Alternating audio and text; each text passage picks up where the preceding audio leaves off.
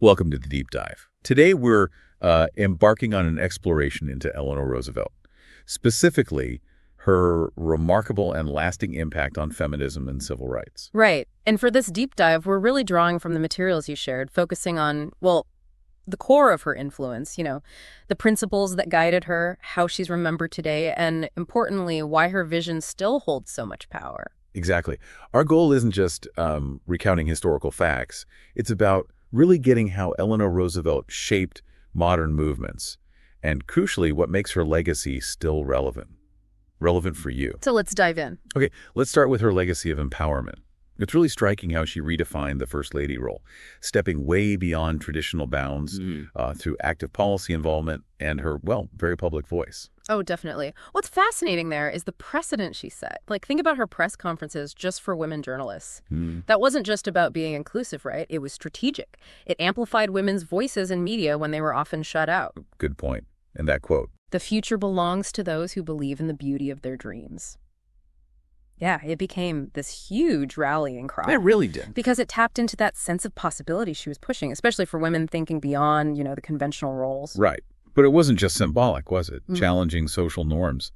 She clearly got real equality needs, economic security as a base. Absolutely. And if you look at the time, early to mid-20th century, her work with groups like the Women's Trade Union League, National Women's Party, it highlights that she knew legal changes weren't enough. Not on their own, no. Equality needed real economic opportunities, protections in the workplace. So her early push for equal pay, maternity leave, anti-discrimination stuff, that laid crucial groundwork, foundational for later feminist movements, really tackling systemic inequality. It almost feels like she was, mapping out the key priorities decades early. And then came the President's Commission on the Status of Women in 1961. She chaired that. That seems like a huge turning point, solidifying things in government. Oh, incredibly significant. Her leadership brought this national focus onto the barriers women faced. Its recommendations, they directly informed. Title VII. Exactly. Title VII of the Civil Rights Act of 1964, the part prohibiting employment discrimination based on sex. That's a really direct line from her advocacy to landmark law. And it's key to remember, her fight wasn't just about gender, right? Her approach seems so interconnected for the time. Precisely. That brings up her really forward-thinking intersectional view. She saw that challenges for women were often, intensified by race, by economic status. Yeah. So her support for grassroots organizing in the civil rights movement, for instance, that wasn't separate from her work on women's rights. She saw them as linked struggles against systemic injustice. And that understanding inspired so many civil rights leaders later on. It really did. They saw the power of collective action at the community level, something she championed. And that commitment lives on today, doesn't it? Through things like the Eleanor Roosevelt Fund for Women and Girls in Public Service, a direct link. And what's powerful about that fund is its specific focus on supporting women leaders from diverse backgrounds. It really embodies that inclusive vision she had. Plus, her constant emphasis on education, how vital it is for empowering marginalized communities. That message feels incredibly relevant right now. It really does. Access to knowledge and opportunity. Yeah. Inseparable, like you said. And she seemed to have this knack for bridging divides, fostering collaboration between different movements. Her skill in coalition building really stands out. It was a time of huge social tension. Yeah. But she could bring groups together, groups with maybe different agendas to work towards common goals, equality, justice. Organizations today, like the American Association of University Women, the Leadership Conference on Civil and Human Rights, they often point to her holistic view. That view encompassing racial, gender, economic rights. Exactly. As a foundational influence on their own work. And even now, the annual Eleanor Roosevelt Human Rights Awards, they're a potent reminder of that interconnectedness, recognizing people doing intersectional advocacy. Yeah. It's a very active way her legacy is kept alive. It really is. Okay, let's shift a bit. Let's talk about the power of her words, those incredibly insightful quotes that still offer guidance, inspiration. Yeah, her writings, her speeches, They're packed with this profound wisdom. They feel like enduring principles for leaders, for activists. That famous one, no one can make you feel inferior without your consent. Oh, absolutely. You see it everywhere, don't you? Personal development, leadership seminars, just every day talks about self-worth. It's such a powerful reminder of our own agency, the control we have over our internal reactions. And then there are her thoughts on courage, resilience, facing adversity. Right, like you must do the thing you think you cannot do.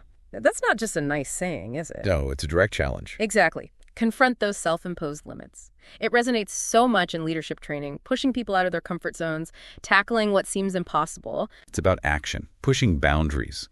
And I've always found it is better to light a candle than curse the darkness. So simple, yet incredibly powerful. A call for constructive action. Perfectly sums up her proactive approach, doesn't it? Focus on solutions, take positive steps, don't just complain about injustice. And her vision went beyond just the U.S., right? A strong sense of global citizenship. She definitely did. That quote, where, after all, do universal human rights begin? In small places close to home. That really grounds the whole idea, doesn't it? Mm-hmm. It brings this huge concept down to the personal, the local. It highlights that global human rights start with individual actions in our own communities. It's a crucial reminder. These grand ideals, they're built on local responsibility, individual conduct. And her statement, freedom makes a huge requirement of every human being. With freedom comes responsibility. Wow. Such a vital lesson for ethical living in a democracy. It really nails that balance, doesn't it, between the rights we have and the obligations we carry to keep society just and fair. It's amazing how her teachings still pop up in universities. Oh, for sure. The pedagogical value is immense. Her writings, speeches, they're frequently used in courses on leadership, ethics, human rights, shows their lasting wisdom. Yeah. And even that quote about dreams, the future belongs to those who believe in the beauty of their dreams. We talked about it for women's empowerment. Right. But it also works in citizenship education, encouraging active participation, shaping a better future. Nurturing that sense of agency, the power of having a clear vision. And her ideas aren't just in books anymore, are they? Modern media plays a huge role now. Absolutely. Social media, podcasts like this one, documentaries, online resources, they're all vital channels introducing her life, her ideas to totally new audiences. Wider audiences, too. And the Eleanor Roosevelt Institute's digital archives, that's an incredible resource, unprecedented access to her actual papers, her letters. It's like her voice just keeps resonating, keeps guiding us. Okay, so let's look at how her vision is actively honored, remembered today. Well, there are loads of tangible initiatives, programs preserving her legacy. The Eleanor Roosevelt National Historic Site at Val-Kill, that's a really powerful place to visit. It gives you such a personal glimpse, doesn't it? Yeah. Into her life, her values. It really does. It feels less like a static museum and more like a living testament to her spirit of engagement, social action. Yeah. And the FDR Presidential Library and Museum nearby, that plays a key role, too. It provides that essential broader context, right? Yeah. Helps us understand her work within the politics of her time, her partnership with FDR.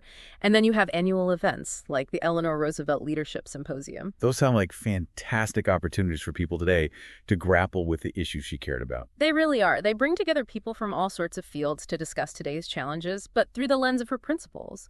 And those human rights awards from groups like the UN Association, that's a big way to recognize people carrying her torch. It acknowledges that her work isn't just history. It's still inspiring action right now. And it's not just symbolic stuff either. Schools are actually building her principles into what they teach. Exactly. Places like Eleanor Roosevelt College at UC San Diego, the Roosevelt House Public Policy Institute at Hunter College. They're intentionally shaping future leaders with her values, social justice, public service right at the core. And the scholarships in her name. We shouldn't overlook those. Yeah, that's a very direct, meaningful investment in the next generation committed to public service. And then there are the physical memorials, the public art, reminding us of her impact. Like the Eleanor Roosevelt Monument in Riverside Park in New York City, or the Eleanor Roosevelt Room at the UN, these are tangible, lasting tributes, permanent reminders of her dedication. And in our digital age, her reach just keeps expanding, doesn't it? Totally. The Eleanor Roosevelt Papers Project, making her writings available online, virtual tours of Val-Kill, it's opening up her life and work to a global audience. And it's really inspiring to see the grassroots stuff, too. Community projects inspired by her. Like local reading programs on social justice or community efforts tackling inequality. It shows how her legacy hits home, on a very personal, local level. Precisely. And the Eleanor Roosevelt Center at Val-Kill, their leadership programs are key. Adapting her core ideas for today's complex challenges, it's a dynamic legacy still evolving. It truly is. So thinking about the bigger picture, the historical arc, her legacy clearly transcends her own time in huge ways. Oh, undoubtedly. Her contributions to human rights, civil rights, feminism, they're monumental. They left this indelible mark on the 20th century and, well, beyond. Her pivotal work at the UN establishing human rights as central to international diplomacy, that was transformative. And the Universal Declaration of Human Rights, that stands as her crowning achievement there, wouldn't you say? I would. And its influence just keeps growing, shaping regional human rights systems in Africa, the Americas, even informing treaties on new issues like digital privacy, environmental justice. And back here in the U.S., her foundational role in shaping landmark civil rights laws. You just can't overstate it. The Civil Rights Act of '64, the Voting Rights Act of '65, her tireless advocacy leads so much groundwork for the progress that came after. And as you said, organizations like the Eleanor Roosevelt Institute actively continue her work. Right, doing critical research, advocacy on today's human rights issues. Exactly. And her influence on later civil rights leaders, from Martin Luther King Jr. right up to today's activists, you can see it clearly in their approach. That persistent, principled action against injustice. Mm-hmm. And globally, the UN human rights institutions she helped establish, they're still vital. The Office of the High Commissioner, the treaty bodies. Her vision was crucial in shaping those essential mechanisms, and her early focus, her consistent focus on economic and social rights, that feels incredibly relevant today as we grapple with inequality, healthcare access, social welfare. Absolutely, and even formal recognitions, like the State Department's Eleanor Roosevelt Award for Human Rights. It shows her standards for leadership are still the benchmark. It all circles back to that interconnected, intersectional understanding of justice, doesn't it? Her grasp of how different inequalities overlap and reinforce each other. That's what makes her legacy so potent for modern feminism, modern civil rights movements. Yeah. And those ongoing initiatives, empowering women, her unwavering belief in education's power. Yeah. They're direct echoes of her core principles. And it's through the continued work of groups like the AAUW and the Leadership Conference on Civil and Human Rights that her holistic vision keeps moving forward. Being embodied and advanced. Exactly. Plus the sustained grassroots efforts, the expanding digital reach, they're so crucial in making sure her story stays accessible, keeps inspiring new generations. It really hammers home the point. She's way more than just a historical figure in a textbook. Precisely. She remains this potent, enduring call to action. For social justice, for basic human dignity, her life is just this powerful reminder that we need both things. Systemic, institutional reform, and individual moral courage. And her way of tackling problems, collaboration, persistence, that deep moral clarity, it offers invaluable guidance for today's challenges, climate change, tech ethics, you name it. And ultimately, it's the ongoing work, isn't it? The dedication of all these initiatives, programs, events that ensures her spirit, her inspiration, her empowerment keeps resonating. Indeed, it really does. So as we wrap up this deep dive into her, well, extraordinary life and legacy, it's just abundantly clear.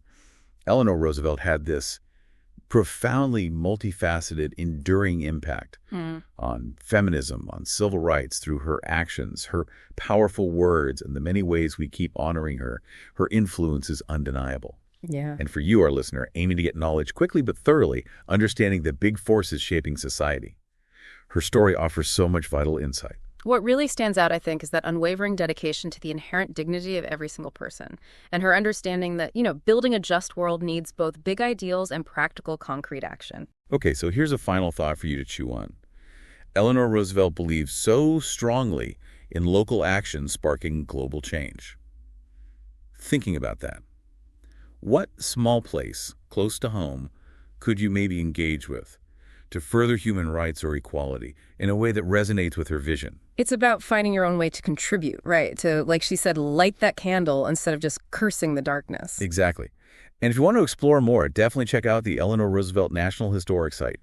Look up the Eleanor Roosevelt Papers Project online and explore the other great resources we've touched on today. Thanks so much for joining us for this deep dive.